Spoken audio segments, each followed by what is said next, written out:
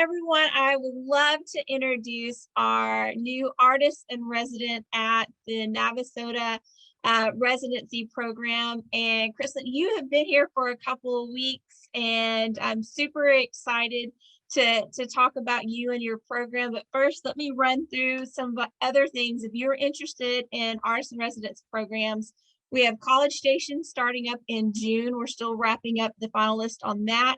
And then the city of Bryan, the applications I think are going to come available at the end of May, first part of June. So be on the lookout for that.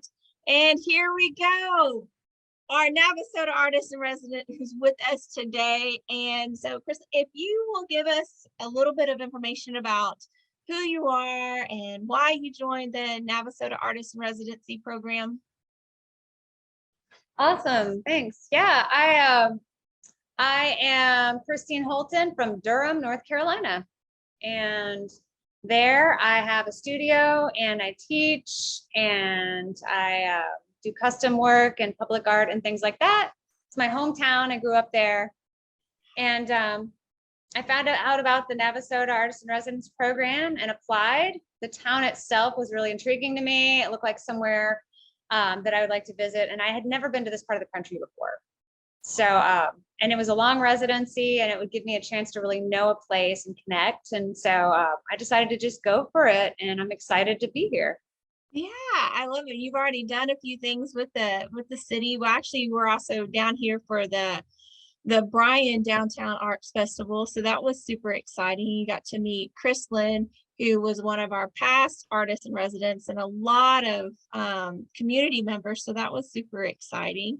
And so let's not hesitate. Let's show some people what some of your work looks like. So this is a piece that you brought with you, right? Mm-hmm. So tell us about what's going on here. So this is a piece I just called it what it is. It's a larynx. And it is one of a series of work that I'm working on based on human anatomy. And it may or may not be like a living system sort of zoomed out with multiple parts or one particular part. And it may or may not be identifiable to any of us to see. And this is a good example of just kind of overemphasizing something, a part of our body that maybe I never thought about, really. I mean, I never, and I think it symbolizes a bit about sort of on the surface, there's using your voice, right? Like speaking the truth, like something that I struggle with in various areas and times in my life. And it's just kind of, I don't know, the shapes of it were really fascinating to me, just in and of itself. It vaguely made me think about like a sea creature. It's just like, I actually had someone tell me, they're like, that's kind of disturbing. And I'm like, maybe that's important to experience. I don't know. Well, if you need to use your voice, that's what you need to do. And maybe their voice was not very positive. Who knows? But I see this as a very bright a way to share your voice, because I love all the blue colors, and it looks like it's like a celebration to be able to talk, to express yourself, and that's what you need to do. And so that's how I see it. And I think it's the colors that make it stand out and bright, and be okay with celebrating who you are and who your voice is. So yeah, I like it. I love that. And that's really kind of, for me, it is about joy and celebration. It's about maybe not having noticed these parts before, but then all of a sudden realizing and kind of connecting not only what the function of that part might be in my own body, and to really appreciate my health today, or what is functioning properly physically, but how it symbolizes something deeper and more of an action, or more of a state of being, or even sometimes something spiritually. Yeah, no. Yeah. Okay. And this next piece is one of your pieces you did here, because I absolutely love the wildflowers that you have. This looks like it's Indian paintbrushes and maybe some blue bonnets mixed in. I bet you don't have those up north, do you?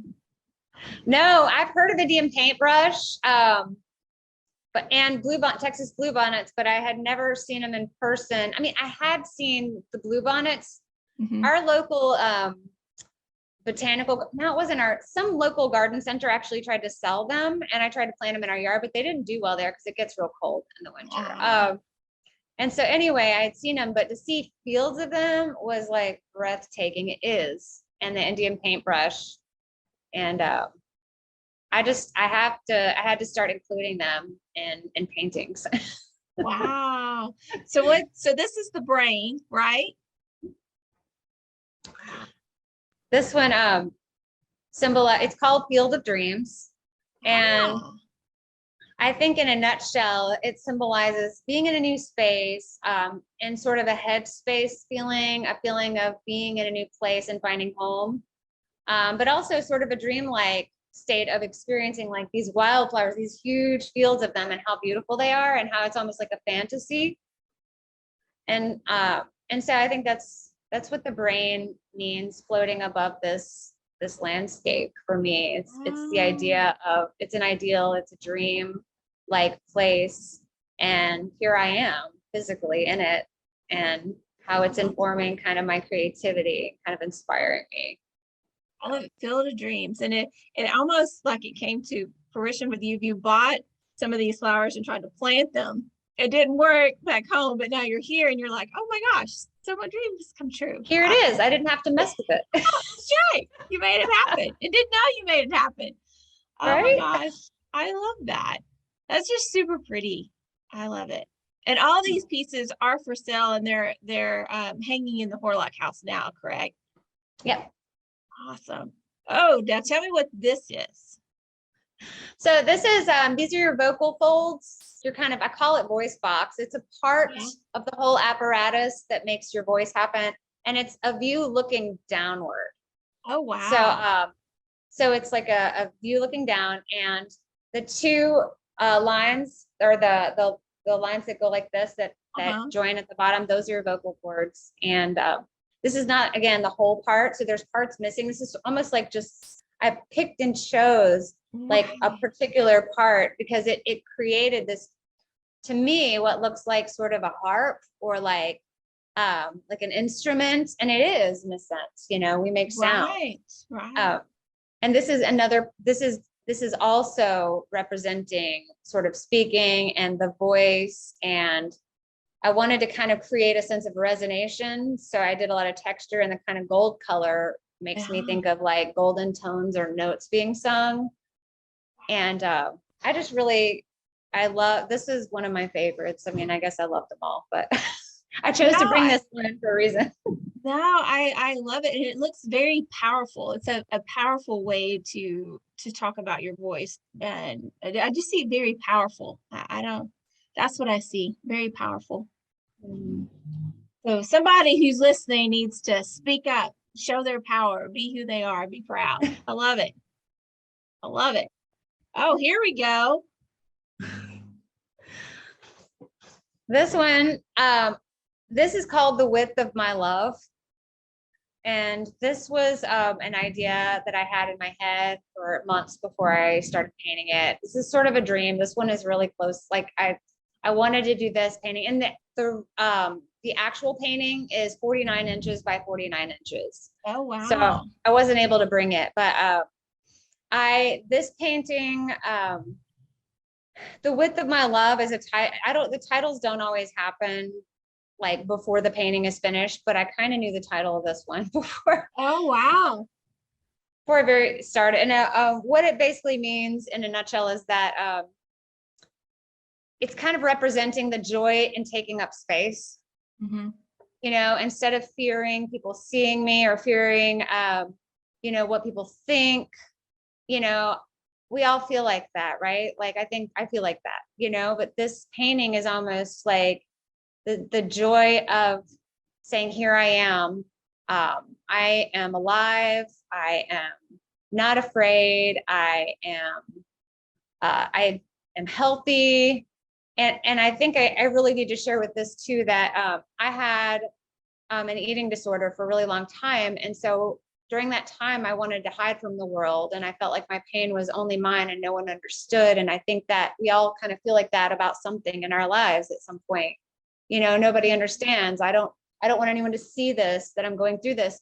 And I think over time and in recovery, I'm able to say, look, I take up space. I'm here. I'm not ashamed. I'm not afraid. I'm healing, right? I'm not perfect, but I'm healing. So this is like a real joyous moment for me in healing. And that's what this painting was inspired by. So. Oh, wow. And it's huge. That's a big painting. Yeah. Wow. And I love all the colors. Thanks. And I can see exactly what you're talking about with the colors of the darker and the lights. Yeah. And the pelvis, I guess I should include, represents sort of that part of a woman's body we can all be uncomfortable with, our hips, our size, our being self-conscious. And the pelvis, that's why that pelvis is like bright pink and in your face and so big. It's kind of like saying, it's like trying to let go of all of that old insecurity and stuff like that. So just be like, here I am. I like that. And here's another one. Looks like a heart. Yeah. Is that the heart? It is a heart in a hearth. Ah. It's called Hearth, and there's actually a real place off a hiking trail in Durham, North Carolina, where I was walking through the woods on a trail, and I looked to my right, and about 20, 30 feet away was this hearth like that, this chimney in the middle of the woods from an old house that had been there. And I was just struck by it, and I was like, oh my God, I got a photo of it. And I just did a painting of it, but changing the colors to be a little more warm and open and inviting. And it just kind of went with the idea of putting a heart there, because the heart is sort of considered our center, or represents love or connection symbolically. And the heart and the hearth is almost like being at home in nature, Wow. It could mean other things to anyone that experiences. That's just what it kind of meant to me as I was creating it. Well, and that's what I kind of think is so cool, is that you're doing the human anatomy, and there's no telling what somebody is going to feel by looking at your art. Because I love when during your interview you talked where your inspiration came from with your friend who was struggling. And so I think that when people see this, it's going to trigger something in them, and I think it will be all different depending on their experiences with that particular body part or with their friends. Wow, that's really I think cool. you're mentioning that too. That sense of, to anyone listening, that sense of, I lost a friend during COVID. It wasn't from COVID, but it was during that time. And she was an artist, and the loss of her and loss in general has kind of created this desire to like connect and create and process like that loss through, and maybe I felt my loss like in my heart, in my center. And so I think this chimney, without the rest of the structure, does kind of represent loss as well. So anybody listening that wants to come visit you, they can do that through appointment, or you're open on Saturdays and, oh no, wait a minute. What days are you open? Currently open Fridays and Saturdays, 12 to 5, and by appointment too. I'm happy to make an appointment. And at any other time as well. I'm here in the studio a lot of the time. So. And they'll probably see you around town too. So if you're in Navasota and they see you, they just need to holler at you, right? Just holler. I might be out painting, or I like to go walking. I might be out walking. And I should add too that I also do custom work as well. I've had people ask for a particular body part to represent something for them or a gift for someone. And that is a joy, actually, because I get to hear stories. From other people. I love it.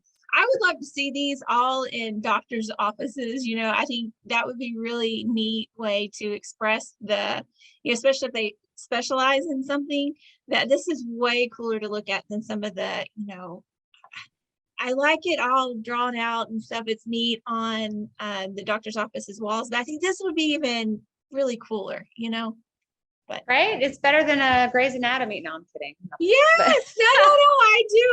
I think so. I mean, But More then, colorful. right, well, it makes you feel okay with it. I don't know.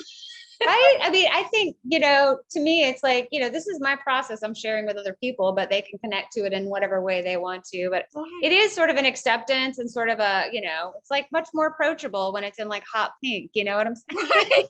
Yeah. Like I get that's what it is. It doesn't, yes, it makes it feel more friendly, I guess. I don't know.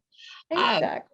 yeah, but I'm going to go through a few things that are happening here at the gallery, and then we'll end with Christine in just a second. So I've got some super exciting things happening in May here at the Art Gallery. And we have Jim Olson, who is going to be talking about a different kind of career, undercover in the CIA. And he has actually written 2 books. So he is going to be here on May 5th. And if you want tickets, just go to our website or call up here, and that's at acbb.org. And we've got some great things that are happening in limited tickets. And so we'll have hors d'oeuvres from 1860 and some beautiful wine and desserts. So I'm really looking forward to hearing Jim Olson on May 5th.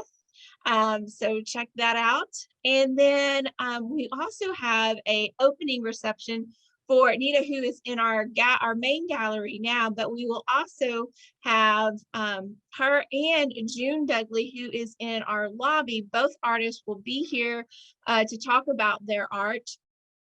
And we will have our performing arts affiliates here as well. So if you want to know anything about what's happening in performing arts, you get to talk to our affiliates. They'll be set up with tables, and that is all happening on May 6th here at the Arts Council at 4:30 with the city or with the chamber ribbon cutting. So that's June Dudley is going to be in the lobby from March 21st to May 31st. And Anita, who is an artist out of Austin, will be in the main gallery till July 9th. And then summer camps are coming. Super excited for that. We have summer camps happening in June and July. And the way we're doing them is same as we did last year. It will be a morning camp and an afternoon camp. So your kids could either stay all day if you want to sign up for both, or just half a day. We make art very accessible for all on that. And then if you want to support the Arts Council, there's several ways to do that. And one way to stay involved and keep up with everything that we're doing is become a member. And you can also find out more information on that on our website at acbb.org. And let us wrap it up with Miss Christine. And so be sure to go check her out in Navasota. And that's Friday and Saturday from what, noon to 12 to 5. 12 to 5. And then of course, appointment only. And oh my gosh, you need to go and check her workout in person. It's absolutely fantastic. Anything you want to say to wrap us up? I appreciate the interview. I appreciate being here, and I'm excited to see what being here in Texas holds. And I love questions, so feel free to reach out with any questions or again, for any appointments. Yeah. Thanks a lot. And stay tuned because we'll be doing more interviews while we have her here. And I hope everyone has a great and fantastic day. Thank y'all. Bye.